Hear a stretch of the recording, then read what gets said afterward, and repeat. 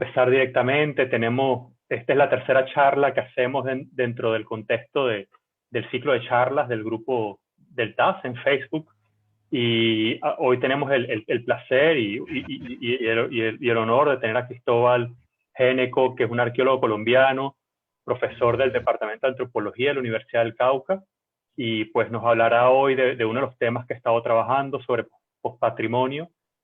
Yo los tengo, estoy como haciendo del Big Brother arriba y los tengo a todos en mudo, no con el objetivo de suprimir sus voces ni nada, sino solo de darle la cabida a Cristóbal en su charla, y después cuando venga el área de preguntas, pues los voy a abrir. Como saben, la charla también la estamos grabando como parte de un archivo audiovisual sobre este ciclo de charlas, así que si alguno de ustedes no quiere ser grabado, pues siempre pueden apagar su cámara, o en la parte de preguntas, pues pueden escribir sus preguntas en el chat y yo se las iré pasando a Cristóbal a su vez.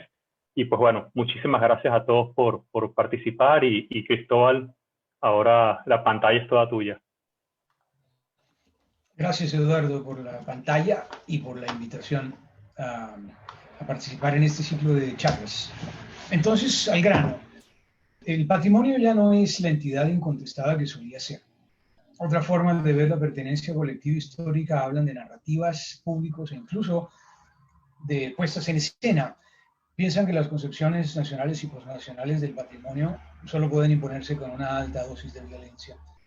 Esas otras formas componen una mirada postpatrimonial que ve relaciones y significados entre seres, no entre cosas. Ve los efectos de las actividades patrimoniales en las personas y la manera como éstas se relacionan con sus varios objetos discursivos. Ve los lugares de interacción, sitios, museos, libros, videos, folletos, como espacios construidos donde se desenvuelve la materialidad de lo social y lo político. Ve y posiciona alternativas. El prefijo pos comporta un alejamiento del patrimonio. No es una alternativa mejor, sino un más allá. El pos adelanta una distancia que ya no es epistemológica, sino ontológica. No se trata de una versión distinta del patrimonio, como si este fuera uno solo, pero interpretado de muchas formas, sino de su disolución en un mar de conflictos ontológicos. La retención del sustantivo, aunque precedido del sufijo que lo modula y lo deshace, quizás sea una concesión al uso que bien podría precisarse así. Post-patrimonio, tachado. El pospatrimonio, pues, comporta dos movimientos relacionados. El primero, la despatrimonialización, es una lectura crítica, la posición que lo desborda. El segundo, la postpatrimonialización, es la constitución de lo que está más allá, la posición creativa. Ambos movimientos muestran que el patrimonio es un problema monumental, pero no un monumento para ser patrimonializado, sino despatrimonializado, porque ha creado conflictos por doquier. Despojo territorial es cierto, pero también en otros ámbitos. Ruptura de los tejidos sociales, complicidad con la ontológica moderno-colonial, sobre todo, pero no exclusivamente, con el desarrollo y su fase extractivista, alterización. Estos conflictos se han enmarcado y buscado resolver dentro de límites moderno-coloniales, mejores regulaciones, democratización de los procesos de postulación y gestión, garantía de acceso a mercados, participación más amplia, aunque controlada, en tomas de decisiones sobre qué se patrimonializa, cómo se resguarda, cómo se exhibe. Pero los problemas creados por el patrimonio son modernos y las soluciones a ese tipo de problemas, ya lo dijo Boaventura Sousa, no pueden ser modernas. Primer movimiento, despatrimonialización. La crítica postpatrimonial toca el núcleo moderno del patrimonio, su misión de gobierno y administración de otras temporalidades y de otras alteridades. Ese asalto a su núcleo duro se ha hecho en 5 grandes campos. En su sentido procesual, la patrimonialización, en su carácter de heraldo moderno colonial, la avanzada ontológica que acompaña y autoriza, en su actividad incesante de apropiación, despojo, en su faceta industrial, desarrollo, y en su participación en la hechura de las narrativas nacionales y ahora posnacionales, alterización. Empiezo con la primera, con el primero de esos cinco grandes campos. Entonces, patrimonialización. El patrimonio parece un sustantivo inocuo y no problemático, quizás debido a la profunda naturalización a la que ha sido sometido.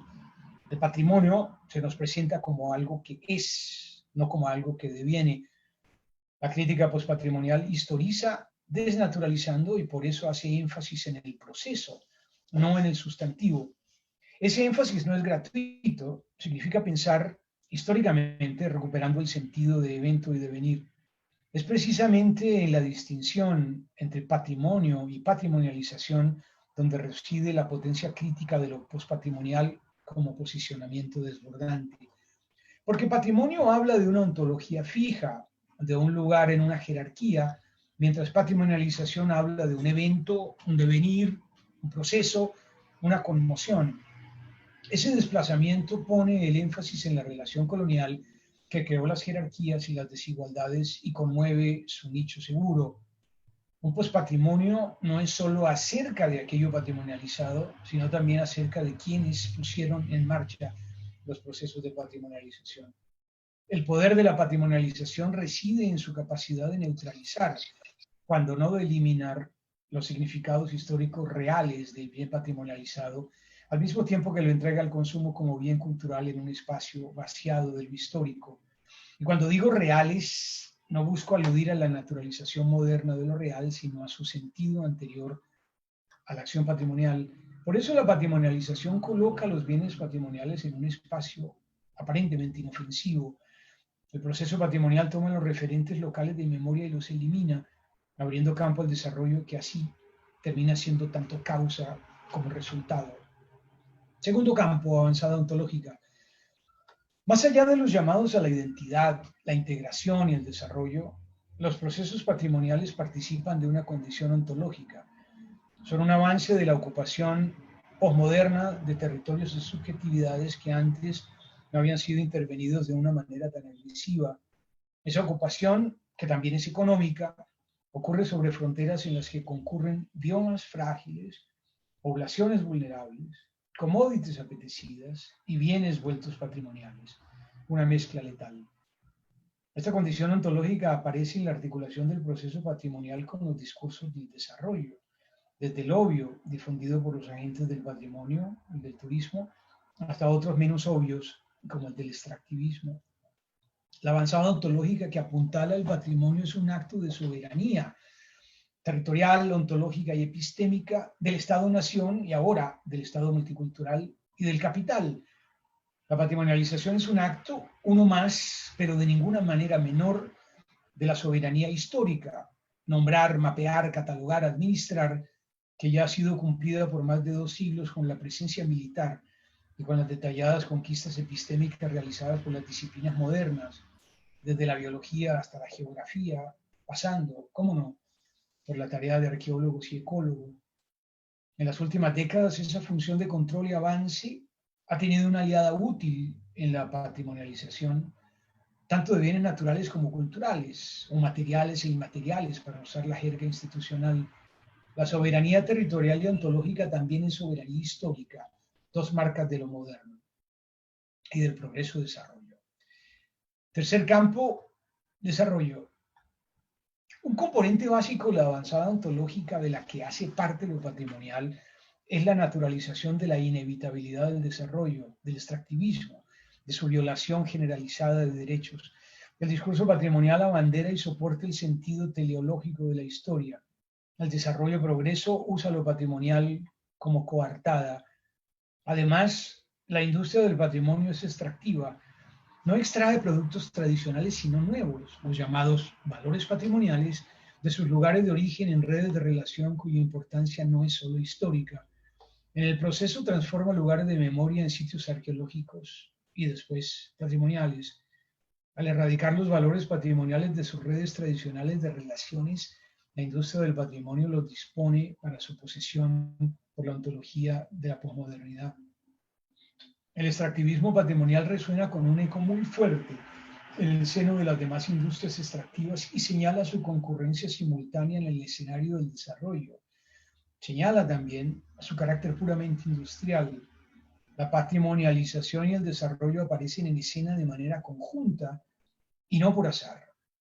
La acción patrimonial traduce en cultura, dulcificando la brutal acción depredadora del extractivismo. Cuarto campo, despojo. La patrimonialización arranca los referentes de memoria de sus redes tradicionales de relación. Los ancestros, por ejemplo, son desenterrados y coleccionados cuando no exhibidos. También despoja cuando nombra y posee de otra manera, y también despoja cuando crea marcas de las que hace un uso exclusivo y excluyente. La marca, el logo, la imagen, es una característica del Estado-Nación, de lo que Benedict Anderson llamó hace ya un tiempo capitalismo de imprenta, gracias al cual se vuelve disponible una suerte de censo pictórico del patrimonio del Estado, por su infinita capacidad de dejarse reproducir, capacidad hecha técnicamente posible por la imprenta y la fotografía, pero político-culturalmente por el hecho de que los propios gobernantes no creían en lo sagrado de los sitios locales. Así se logra la generalización del logo mediante esta desacralización, expresada en fotos, afiches, estampillas, libros de lujo y un gran etcétera. La conversión en logo opera a un nivel más abarcador que no se limita a la producción de mercancías para el consumo de los turistas. Su efecto es más profundo. La fuerza del patrimonio como despojo no es su mera existencia en algún lugar, sino su aparición como emblema y como logo en todas partes. Su fuerza radica en su reproductibilidad generalizada. El despojo patrimonial se predica en nombre de la cultura, con una invocación anestésica que pretende lavar y embellecer la avaricia del capital. El relato patrimonial, uno de los aliados más sólidos de la ontológica posmoderna y su más importante coartada mercantil, ejerce una poderosísima fuerza centrípeta, una atracción de la que pocos escapan. Tampoco la indigeneidad, que no se debe exclusivamente a la economía de la identidad, es cierto, pero que adquiere en ella perfiles precisos mucho más fáciles de concebir, comunicar y consumir. Quinto campo, alterización. El acto patrimonial participa en la composición de lo que Rita Segato llamó formaciones nacionales y nacionales, pues, de alteridad. El patrimonio incita una profusa tensión entre presencia de quien visita, raza y segregación, degradación. El turismo, fundamental para entender la patrimonialización como extractivismo, también es clave para entenderla como alterización, una herencia del proyecto nacional que el mercado multicultural aceptó y moduló de buen gusto. La mercantilización activada por el turismo no se restringe a la producción de cosas, también produce identidades, en este caso decididamente otras.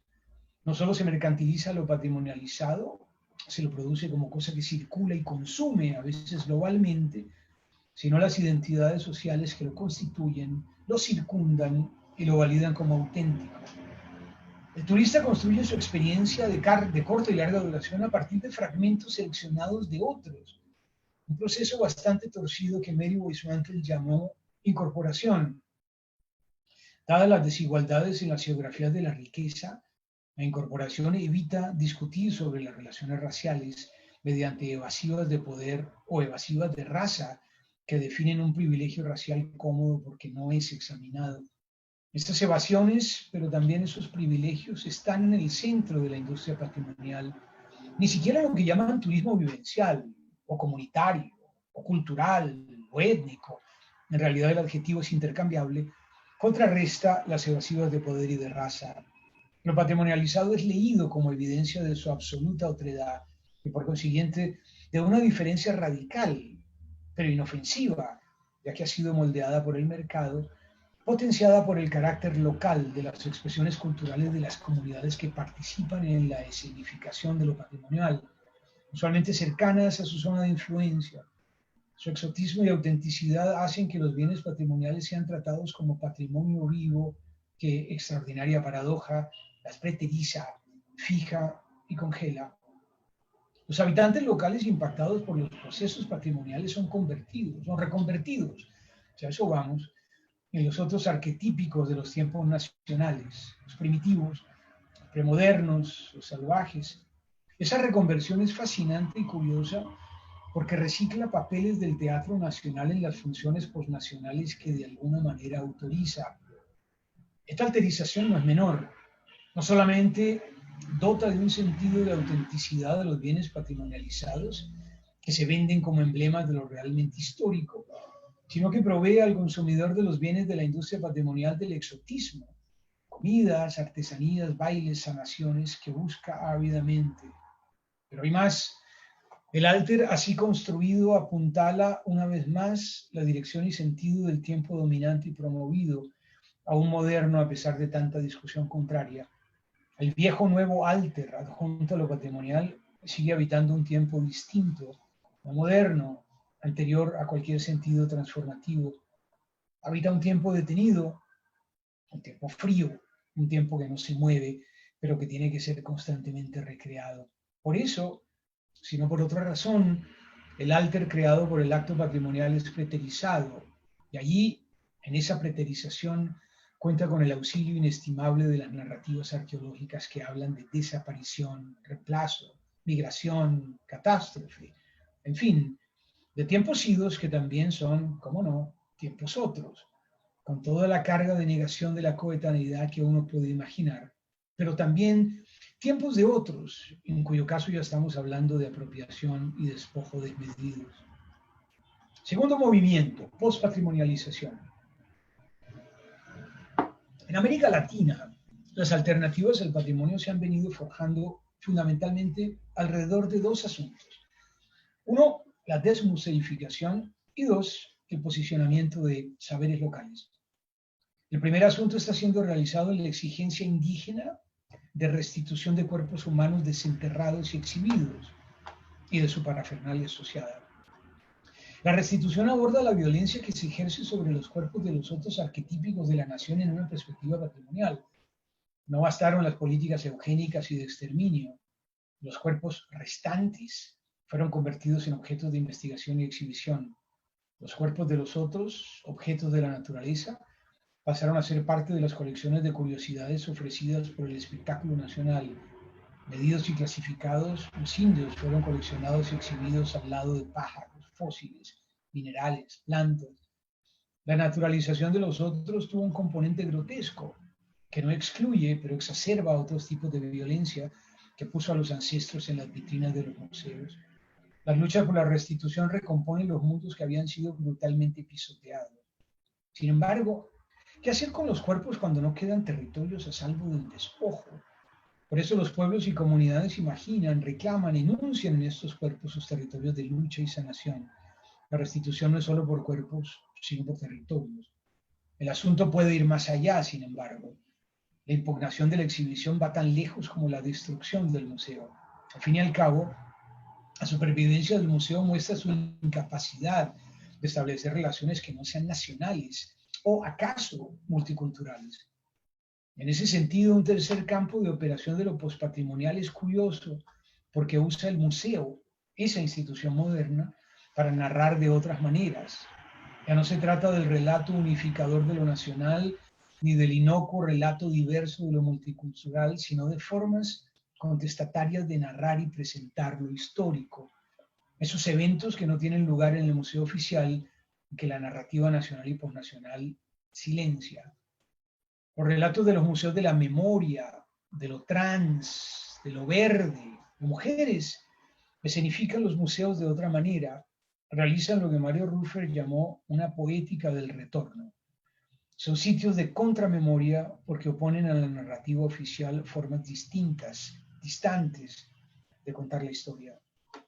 La suspensión de la naturalidad del patrimonio, de su dureza ontológica, la realizan otras memorias, otra forma de corporeidad, otra forma de relación con el tiempo, en plural, los tiempos, y con los seres, fantasmas y ruinas embrujadas que lo pueblan. Se trata de la rebelión de las memorias ocupadas por lo patrimonial y sus discursos de soberanía, establecer la legitimidad de las perspectivas subalternizadas, despreciadas y castigadas por la ley y por las instituciones gubernamentales que las encuentran ilegítimas frente a los discursos dominantes. Es una cuestión política y provoca una confrontación de legalidades, legitimidades basadas en distintas visiones del mundo. Su legitimación no se logra apelando a normas legales, principios morales o buenas intenciones, sino revelando y confrontando las condiciones metafísicas y ontológicas en las que se basan las legalidades y legitimidades institucionales. Lo postpatrimonial no resuelve los conflictos creados por lo patrimonial, los exacerba. Incluso es más preciso decir que los crea de otra manera, porque ahora se trata de conflictos ontológicos que antes no existían. Durante el dominio de los estados-nación no había conflictos, o eran soslayados, porque lo patrimonial era sólido y usualmente incontestado. Durante las 3 décadas transcurridas de dominio débil de los estados multiculturales, los numerosos conflictos surgidos han sido rutinariamente localizados y eliminados en el terreno epistemológico porque se muestran como simples enfrentamientos entre versiones distintas de una misma realidad. Ese es el triunfo y la trampa del relativismo. En el aparato disciplinario ha hecho carrera la idea de que lo multicultural se realiza en la pluralidad interpretativa. Ese es el sentido, por ejemplo, de la oferta de interpretaciones plurales en las exhibiciones de muchos museos contemporáneos. Lo postpatrimonial, en cambio, pone en escena conflictos ontológicos que parten de la idea elemental, pero soslayada por el monologismo moderno, de que los concurrentes a la escena histórica pueden estar hablando de cosas distintas. Conclusión, debates postpatrimoniales. La autoridad del patrimonio no se promulga por sí misma, sino como un elemento central en el avance de la frontera ontológica de la posmodernidad. Es el señuelo de algo más grande, más poderoso y más penetrante que la convocatoria histórica colectiva que efectúa. El patrimonio, claro, no tiene que ver con el pasado, sino con el presente. Visto así, pierde inocencia y se ve arrastrado a conflictos que desbordan su definición.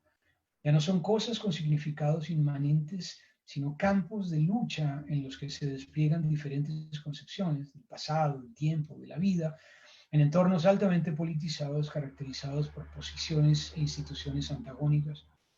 Son lugares de conflicto donde se ubican diversos sujetos y donde se desarrollan duras luchas por los significados de lo patrimonial, localizadas por fuera de los marcos tradicionales de significado que restringían y aún restringen el sentido del concepto a las asociaciones colectivas, nacionales y posnacionales, que se derivan de una herencia histórica naturalizada y objetualizada. Esas luchas suspenden el sentido de lo patrimonial. Esas luchas van más allá de la idea de un mundo único con diferentes interpretaciones, un cierre epistemológico, para alcanzar una perspectiva más completa, la de muchos mundos y por lo tanto muchas concepciones, una apertura ontológica. Este es el mundo postpatrimonial en su máxima expresión, no como un reino naturalizado, sino como un espacio construido donde la política siempre está en juego. Eso, Eduardo.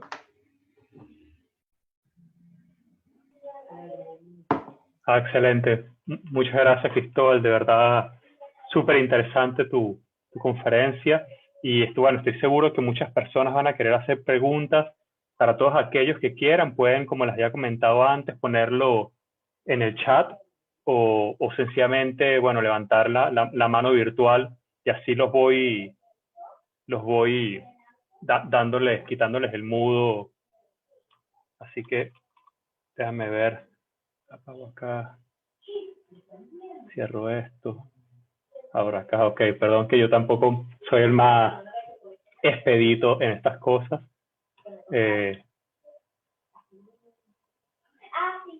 Déjame ver.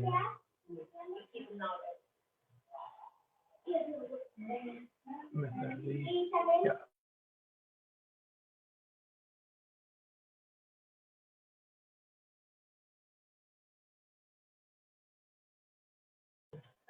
Ok, perdón, que me perdí. Bueno, ¿hay alguien que quisiera hacer una pregunta ahora para Cristóbal?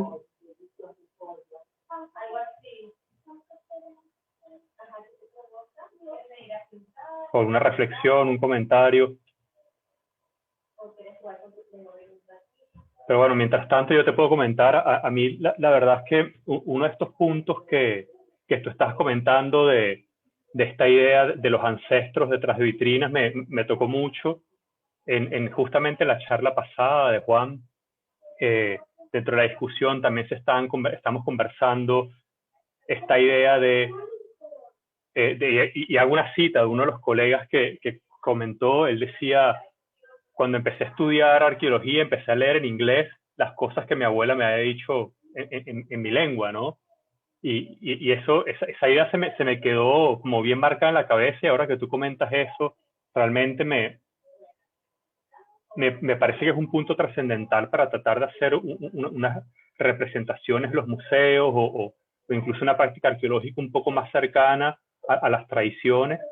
Y me pregunto si tal vez puedes elaborar un poco más cómo pensarías tú que los museos hoy en día podrían hacer esos cambios, ¿no? Esas transformaciones de dejar de presentar estas imágenes vitrificadas, si se quiere, a algo un poco más dinámico, algo un poco más desde las voces de las personas, sobre todo, por ejemplo, en el caso de, digamos, de museos nacionales, ¿no? No necesariamente estos museos locales, que hay casos extraordinarios, pero pensando más bueno, los museos nacionales y estos grandes museos en Latinoamérica o en Colombia, para ser más concreto.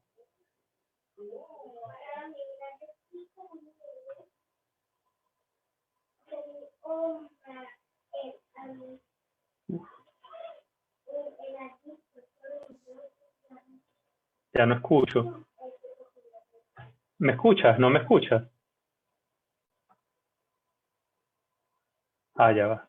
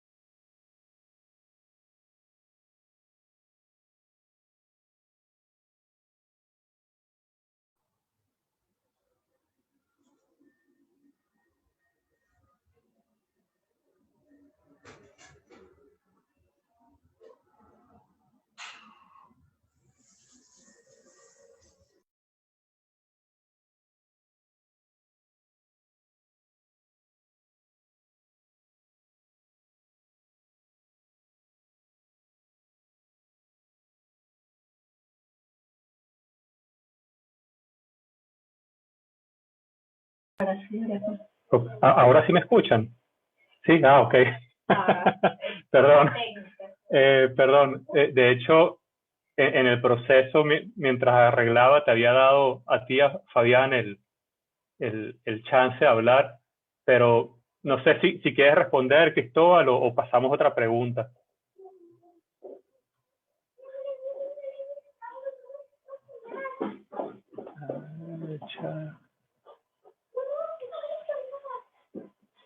Ah, tú también.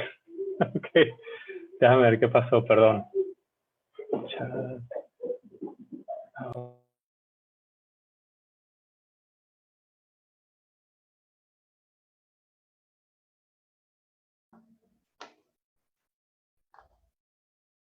Ahora sí. Ahora no te oigo a ti. Ahora sí. ¿Y tú me oyes? Sí, perfecto, gracias. Bueno, no, que me tenía silenciado. La mayor parte de los museos siguen siendo iguales a como eran antes. Quizás han acogido algunas modificaciones de sus guiones para ponerlos a tono con lo multicultural, que sigue considerando que lo patrimonial tiene muchas versiones, pero que la realidad es una sola, ¿no? Que es una cosa puramente moderna. Algunos museos acogen eso, pero conozco el caso colombiano, por ejemplo, donde los museos realmente han permanecido bastante parecidos a lo que eran antes.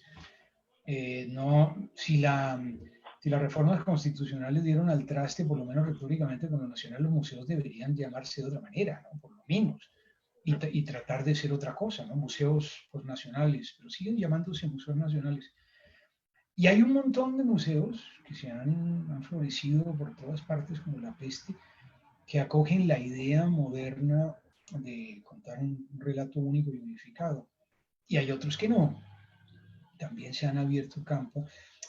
Que es el tema de la manera como el discurso de lo estatal puede circular en museos que pretenden ser alternativos a ese discurso.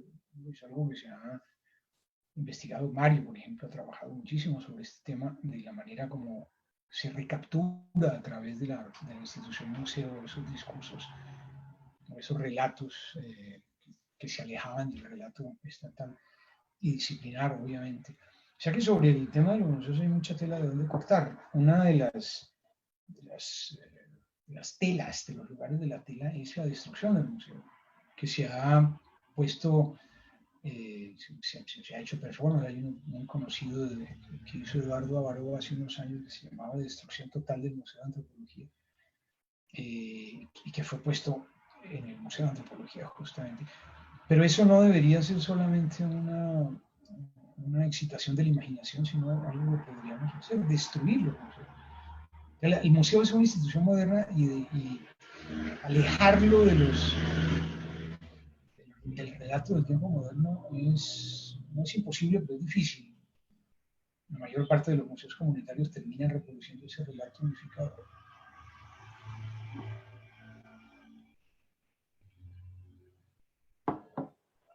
Vale, muchas gracias. Ahora, a ver, Fabián, ¿ya te puedes poner quitarte el mudo tú solo? A ver, yo ya te...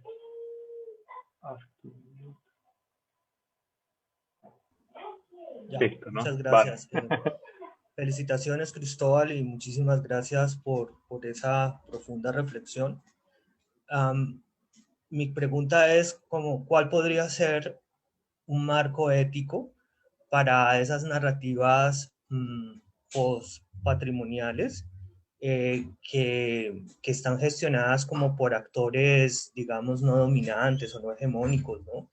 Porque he visto en distintos lugares que tratan de buscar como antropólogos, no tanto para esencializar, sino quizá para visibilizar como mucha mutación cultural, ¿no? Entonces, ¿cuál sería esa posibilidad como de un tipo de narrativas que no reproduzcan como esa violencia moderna y esa patrimonialización? Gracias, Cristóbal.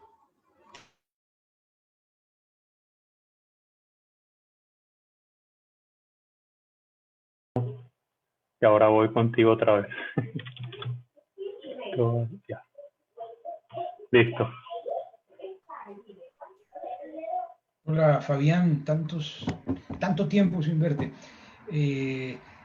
Pues es que los guiones que se han hecho en muchos museos y se están haciendo son alejamientos del relato moderno nacional, pero muchos también caen en el relato multicultural. Yo conocí hace años, que seguramente conoces tú, conocí muchos museos en Canadá. Estuve durante un semestre y parte de ese tiempo lo ocupé en visitar museos. Canadá como uno de los lugares donde el multiculturalismo se ha ensayado de una manera más exitosa, según los teóricos del multiculturalismo. Y los museos son eso, ¿no? Una oferta de interpretaciones plurales. Recuerdo uno en particular que está cerca, en Alberta, cerca de la frontera con Estados Unidos, que se llama Buffalo Jump.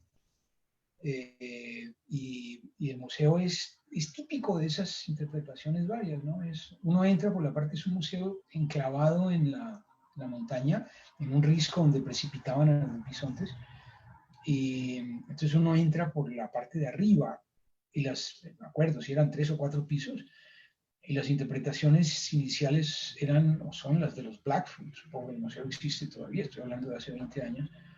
Las de los Blackfoot. Y la interpretación de abajo, basal, además muy deliberadamente basal, era la de los arqueólogos.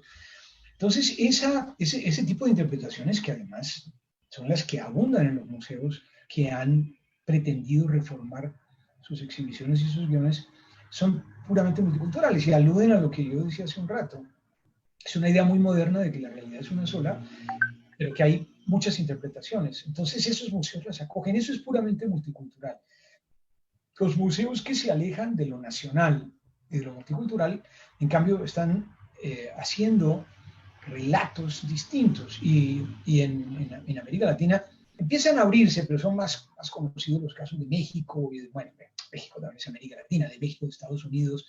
Recientemente hubo una exposición en el Museo de América, por ejemplo, en Madrid, poniendo en escena lo trans, pero hay museos de lo verde, museos de mujeres, museos de la memoria, son en Argentina, pues, y en Chile, pero sobre todo en Argentina hay muchos, o sea, que tratan de contar el relato que lo estatal y disciplinario no cuenta. Pero de nuevo, el tema con la museificación de otra manera es que hay una peligrosa captura de esos relatos que son alejados de lo nacional y multicultural por la institución de los museos, ¿no? Entonces, la destrucción de los museos no debería ser una alternativa menor en esa consideración.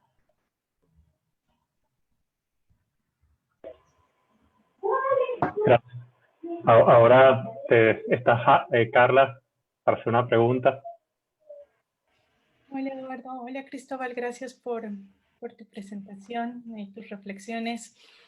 Yo quería saber tu opinión sobre este fenómeno, no es un fenómeno, pero es como una boga que se está dando en los museos europeos a través de esta investigación de proveniencia y colaboración con comunidades indígenas, de generar de un año a esta parte muchos proyectos que tratan de renovar los lazos de museos con comunidades indígenas para ponerle un contexto de proveniencia a los objetos, a los millones o miles de objetos que están en los museos europeos. Entonces, lo que eso genera también es que los objetos dejan de ser objetos, a través de las comunidades se vuelven sujetos y también empiezan a generar muchos procesos de restitución o en algunos casos de repatriación, pero más de restitución. Y bueno, hay muchas críticas, ¿no?, sobre eso, porque también yo me acuerdo haber leído algunas críticas tuyas sobre esa unión que hizo la arqueología con las comunidades indígenas, y ahora lo vemos acá bastante fuerte entre los museos con las comunidades indígenas, y quería saber tu opinión al respecto.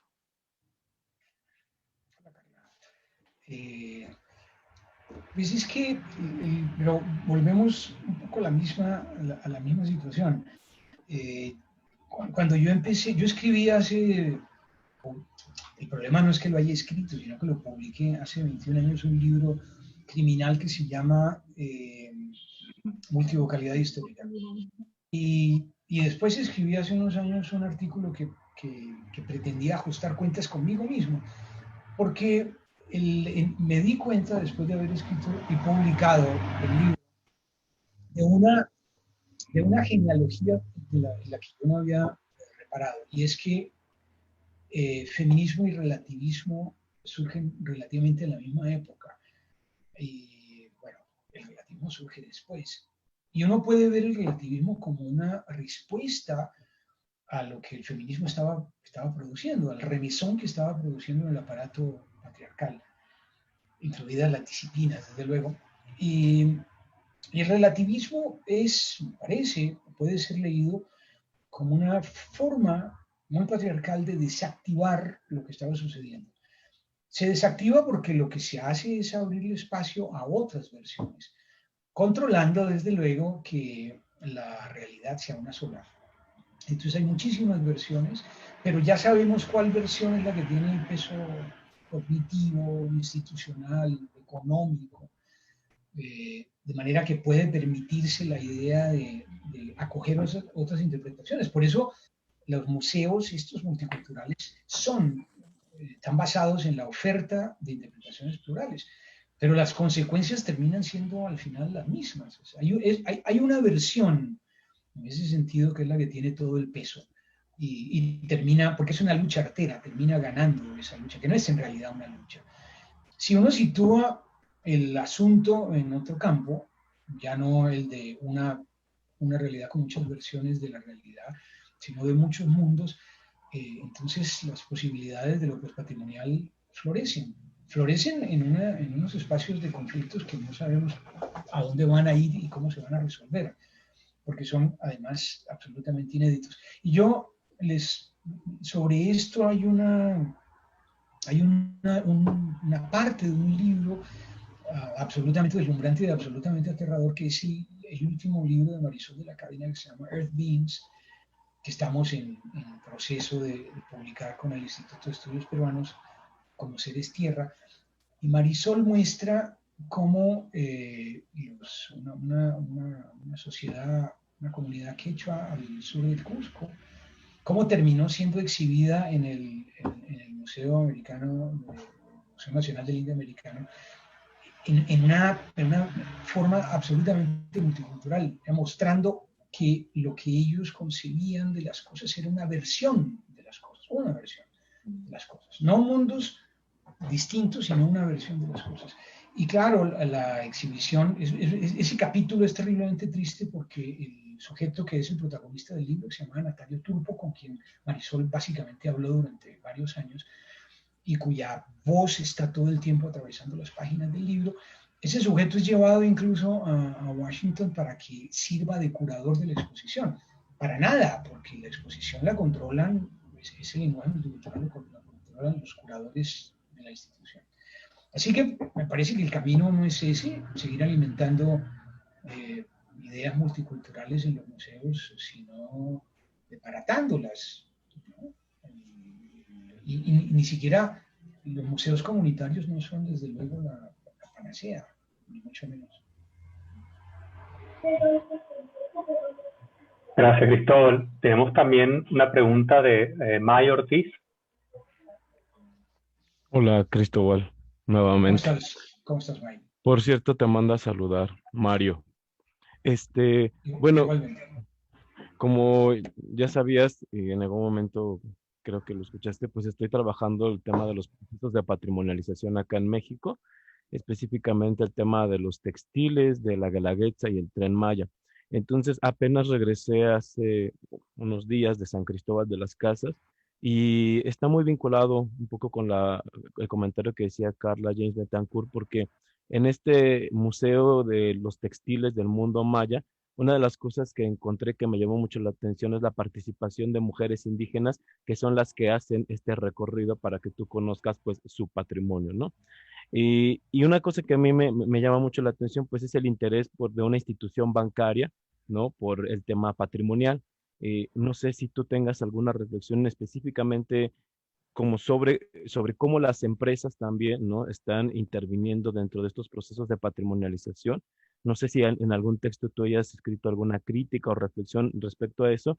Y sobre esto mismo que comentaba Carla, ¿no? De esta participación que hay, que de alguna manera busca la legitimación, ¿no? Del propio museo, de las colecciones y del quehacer que hacen las instituciones museísticas con respecto al tema de la patrimonialización. Quienes han denunciado la relación entre, sobre todo, empresas extractivistas y patrimonio en Sudamérica son Karina Jofré y Marcela Díaz, y lo han hecho de una manera tan evidente que es asustadora, porque en los procesos patrimoniales en buena parte del mundo lavan la cara sucia del capital o pretenden lavar la cara sucia del capital. Eso también ha sido denunciado en muchas otras partes. Recuerdo los trabajos, un libro en particular y varios artículos de Rich Hutchins en Canadá, ¿no? De cómo lo patrimonial pretende dulcificar los honores del capital. esto también tiene, desde luego, muchísimos matices, ¿no? Matices que han sido bien mostrados por los Komarov en ese libro extraordinario que se llama Etnicidad S.A., de cómo lo que ellos llaman la economía de la identidad es uno de los vehículos más expeditos para la cosificación de lo cultural, en lo que mucha gente está interesada y que no necesariamente es de entrada dañino. El tema es que el ingreso de lo cultural a la esfera industrial que fue, no sé si denunciado, pero fue presentado por primera vez en un libro que valdría la pena volver a ver siempre, del año 44, que se llama Dialéctica de la Ilustración, de Horkheimer y Adorno. Es un libro que ya no se lee porque aparentemente y supuestamente es un libro viejo. Yo lo releí, yo lo había leído hace años, pero no lo había leído pensando en lo patrimonial. Y lo volví a leer hace poco, sobre todo ese capítulo, es un capítulo largo, ¿no? Como 100 páginas, de lo que ellos llaman lo que llamaron por primera vez industrias culturales. Y lo que advertían Adorno y Horkheimer hace, diablos, casi 80 años, sigue sucediendo, ¿no? La manera como la cosificación de lo cultural produce daños absolutamente irreparables. Ahora, lo que muestran los Komarov en el libro, a partir de unas etnografías muy juiciosas en Sudáfrica, en Brasil, en Estados Unidos, no recuerdo más dónde, es que muchas comunidades, grupos, sociedades se meten a sabiendas de lo que está sucediendo y en muchas ocasiones ese ingreso al mundo de las industrias culturales ha producido un fortalecimiento de lo cultural, o sea que no es necesariamente algo destructor. Aunque, vuelvo y repito, lo que mostraba Dialéctica de la Ilustración es que los daños que se producen, y pueden ser muchos, son daños muy dañinos y muy dañinos, muy duraderos y fundamentalmente irreparables. Ese libro de Horkheimer y Adorno vale la pena volverlo a ver. Más o menos en la misma época fue cuando Benjamin propuso la idea esta de qué pasaba con el arte en la época de la Revolución Mecánica, que es a lo que yo hice alusión mencionando a Anderson sobre la reproductibilidad generalizada de lo patrimonial. Realmente lo patrimonial no es, el impacto no es una cosa tanto de que esté localizado en cierto lugar, que uno puede señalar con el dedo, ¿no? Está aquí, está acá. El impacto tremendo de lo patrimonial es su asociación con esa avanzada ontológica. Con Karina lo vimos de una manera tremenda en el norte de la provincia de San Juan, con Karina y con Mauricio, con su compañero, cuando fuimos a buscar el Capayán y no lo encontramos. Y nos dimos cuenta entonces de que realmente lo importante en la patrimonialización del Capayán no es ni siquiera el camino, el objeto, ¿no? Sino la idea patrimonial. Esa sí es importante. Y esa sí es una idea que está asociada pues, con toda esta avanzada de esa frontera ontológica y con todo el daño que esa avanzada produce.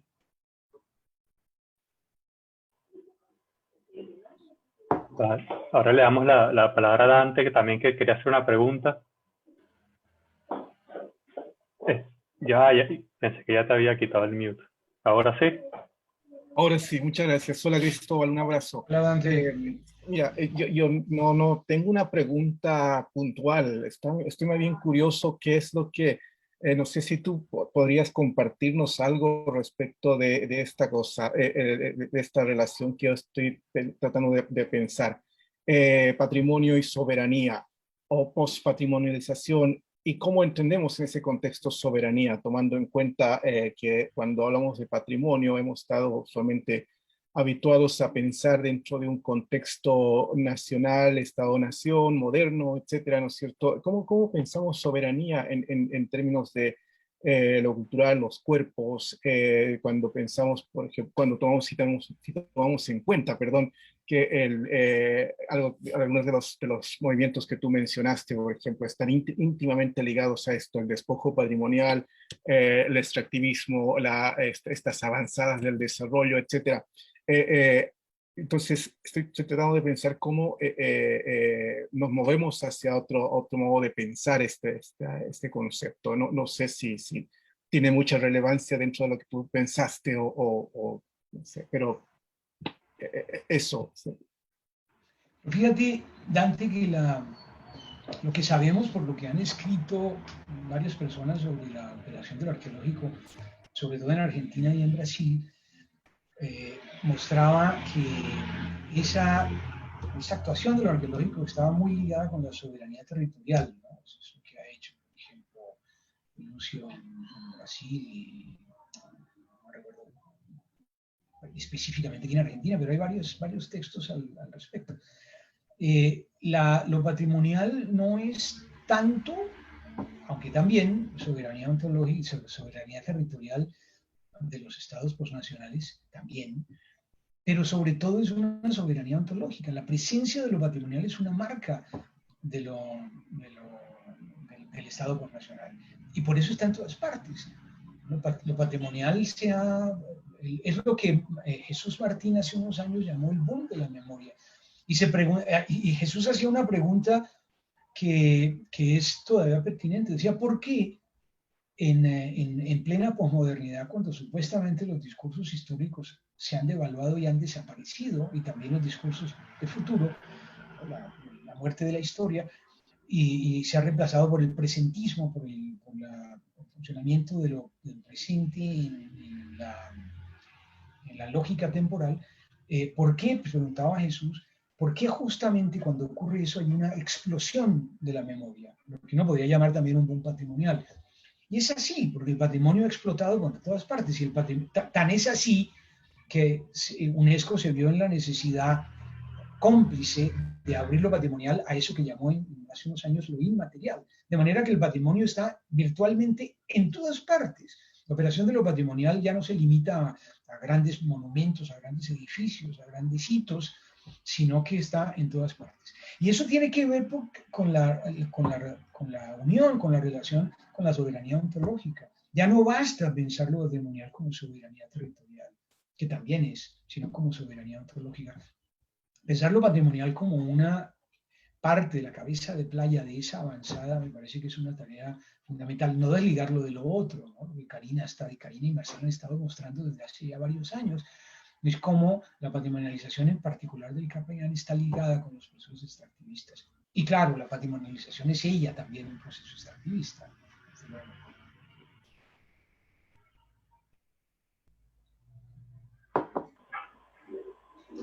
Muchas gracias, Cristóbal. Bueno, ya son las 6, así que si alguien más tiene una pregunta, pues tal vez podemos aprovechar a hacer una pregunta más a Cristóbal. Y pues si no, vamos cerrando la actividad.